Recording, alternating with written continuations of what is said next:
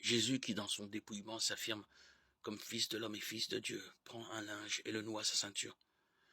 Plus que jamais, en cet instant, Jésus révèle son statut de serviteur. Il a lui-même annoncé lors d'une petite querelle d'ego de ses disciples: celui qui veut être parmi vous, le premier sera l'esclave de tous. Marc 10, 44. Car servir, selon l'étymologie latine du mot servire, signifie être esclave.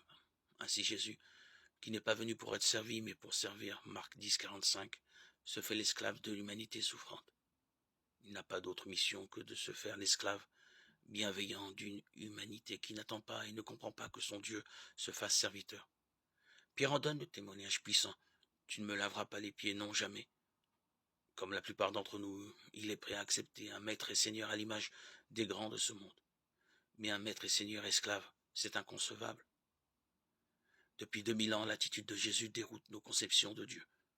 Chaque époque a essayé de négocier avec plus ou moins de bonheur l'idéal d'un Dieu tout-puissant, facile à ranger dans un ciel lointain, et la réalité des gestes de Jésus qui impose de s'accommoder d'un Dieu qui s'abaisse jusqu'à se faire notre esclave.